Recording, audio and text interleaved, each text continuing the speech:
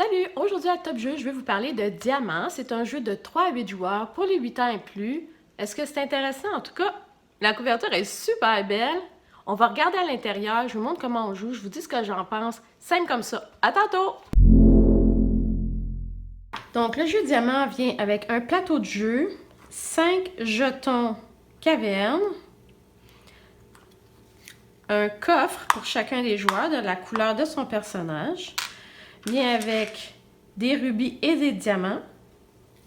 Ensuite, on a des cartes trésors qu'on appelle, qui contient une quantité de trésors, donc dans ce cas-ci 14 trésors. Vient avec des cartes reliques, donc on voit le diamant vert ici au milieu. Et avec 15 cartes danger, voilà, des araignées, des serpents, etc. Donc pour commencer le jeu, on va prendre nos cartes et on va les mélanger.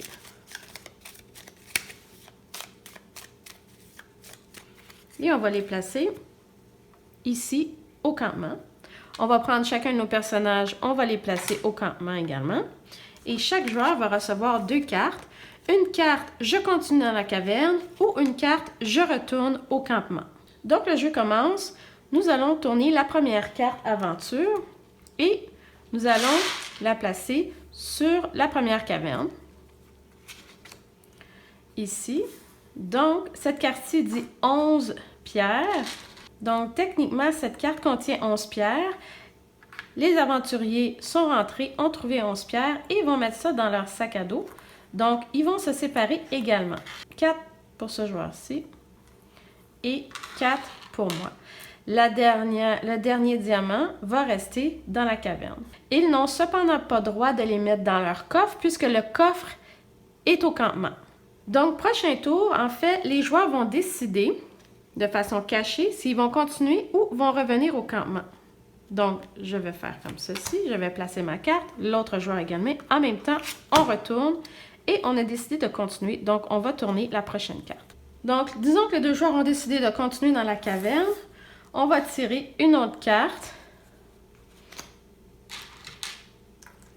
Comme ceci. Et on va se partager ce qu'on a trouvé. Encore une fois, au prochain tour, avant de piger la carte expédition, on va dire « Ah, maintenant, je trouve qu'on a assez de rubis. On va rentrer au campement. » Lorsqu'on rentre au campement, tous les joyaux qu'on a accumulés vont rentrer dans notre coffre. Les joueurs vont retourner au campement et la caverne est désormais fermée. Donc, on retourne et on bloque la caverne. Les rubis sont remis et les cartes sont remélangées dans le paquet. Et maintenant, on va faire une expédition dans la deuxième caverne. Alors, on tombe sur une tuile qui s'appelle une carte relique.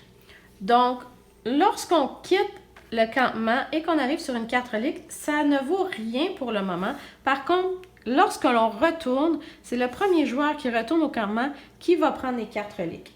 Chaque carte relique va lui donner un diamant. Donc, le diamant vaut 10 points et les rubis valent 5 points. Donc, ça vaut la peine d'essayer d'aller chercher les cartes reliques, etc.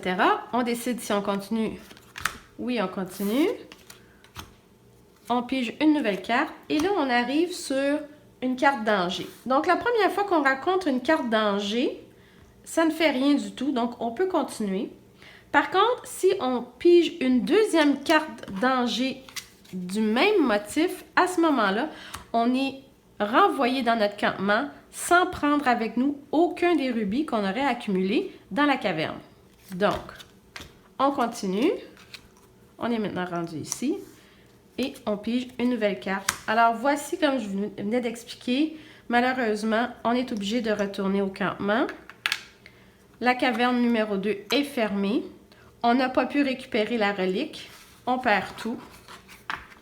Et il nous reste 3 manches pour pouvoir accumuler le plus de points possible. Dans ce cas-ci, tous les rubis qui n'auraient pas été mis dans la boîte sont perdus malheureusement. Ils sont considérés avoir été mis dans le sac à dos laissé dans la caverne et on est obligé de les remettre avec la pile de diamants et de rubis qu'on a ici sur le côté. Donc, dans ce cas-ci, Disons qu'on est ici. Cette carte-ci et cette carte-là ont gardé un rubis puisque lorsqu'on s'est divisé en deux, c'était un chiffre pas égal pour diviser, il en reste un. Donc, le premier joueur qui décide, il dit « Moi, je retourne au campement. » Il retourne et il va récupérer les rubis sur son chemin qu'il va mettre dans sa boîte. Il va aussi récupérer la relique.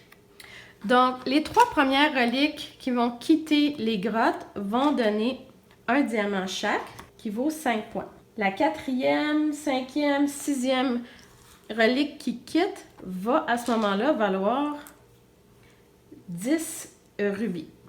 Donc, 2 diamants.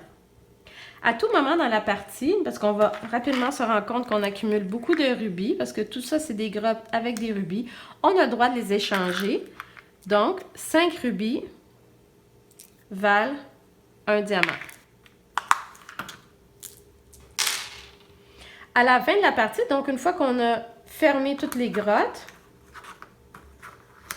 on compte ce qu'on a dans nos coffres et c'est celui qui a le plus de rubis et de diamants. Donc, 5, 6, 7. J'ai 7. Mon adversaire a 15, par exemple. C'est lui qui va gagner la partie. Donc, diamant, oui, pour l'idée, la thématique, la stratégie, non pour le graphisme, puis l'intérêt, les couleurs. Un petit peu ennuyant sur ce côté-là. Donc, essayez-le. Dites-moi ce que vous en pensez, vous, si vous avez aimé. Dites-moi aussi si vous trouvez une nouvelle version. Peut-être que j'ai une vieille à faire. Donc, si vous avez une nouvelle version, tant mieux. Dites-le moi. Je vais essayer de la trouver puis de la rejouer parce que, comme il est là, c'est moins intéressant.